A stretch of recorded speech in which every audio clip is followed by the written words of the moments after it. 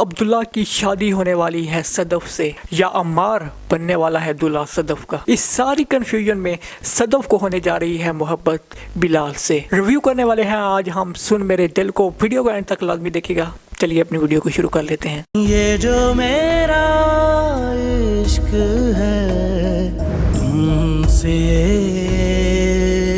بات کر رہے ہیں ہم سن میرے دل ڈرامہ کی، اور اس ہفتے آپ لوگوں نے ایک دو نہیں بلکہ اس کی 3 ایپیسوڈ دیکھی. ہم لوگوں نے دیکھا کہ پچھلے ہفتے یحییٰ جو ہے وہ فرائیڈے نائٹ کو اس کی لاسٹ ایپیسوڈ تھی، اور اب بجائے اس کے کہ نیا ڈرامہ سٹارٹ ہوتا ہمیں سن میرے دل ہی کو دکھایا گیا پرائم ٹائم میں اس فرائیڈے کو بھی. تو کافی زیادہ انٹرسٹنگ موڑ پر آ چکی ہے سن میرے دل کی سٹوری، اور ہم دیکھ رہے ہیں کہ صدف اور عمار کی اب ہونے والی ہے شادی. اور کیا یہ واقعی شادی ہو پائے گی؟ کیونکہ کنفیوژنز اتنی ہیں، مس انڈرسٹینڈنگز اتنی ہیں کہ اب اس شادی کا ہونا بھی وہ سوالیہ نشان ہے. اگر ہم جلدی سے ریکیپ کر لیں اس ہفتے کی تینوں ایپیسوڈ کا، تو بلال عبداللہ نے پروپوز کیا صدف کو، اور اس کے گھر میں جا کر اس سے بولا کہ میں آپ سے شادی کرنا چاہتا ہوں. اور یہ پوائنٹ جو ہے وہ مجھے تھوڑا سا اس ڈرامہ میں عجیب بھی لگا.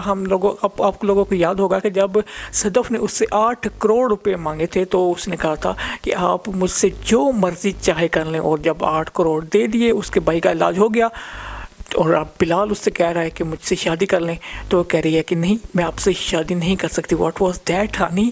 آئی مین آپ اسے خود کہہ رہی تھی کچھ دن پہلے کہ آپ میرے ساتھ جو مرضی کر لیں، بس میرے بھائی کی جان بچا لیں، مجھے 8 کروڑ روپے دے دیں.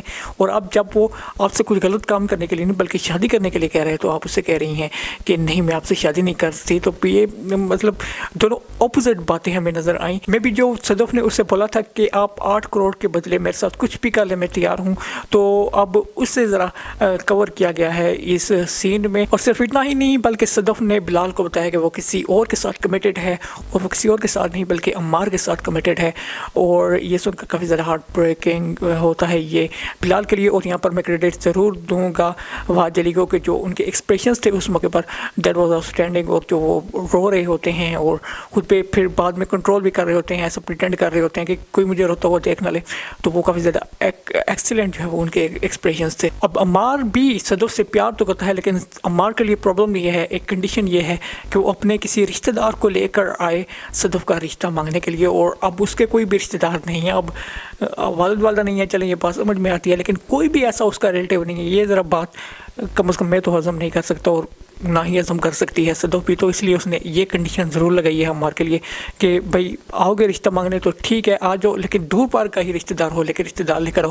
اور جب یہ بات پتہ چلتی ہے بلال کو، تو اب نیکسٹ ایپیسوڈ میں آپ لوگ دیکھیں گے کہ بلال خود ایک اس کا سربراہ بن کے آتا ہے صدف کا رشتہ مانگنے کے لیے.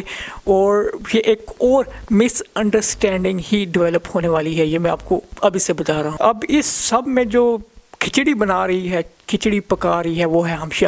اب مجھے یہ سمجھ نہیں آتی، یا تو ہمشہ انتہائی زیادہ انٹیلیجنٹ ہے، یا پھر بلال عبداللہ جیسا سکسیسفل بزنس مین اور صدف جیسی اتنی انٹیلیجنٹ لڑکی اور عمار جیسا اتنا ٹیلنٹڈ لڑکا، یہ سارے اتنے بیوقوف ہیں کہ جو وہ کہتی جا رہی ہے اس کی باتوں پر یقین کرتے جا رہے ہیں.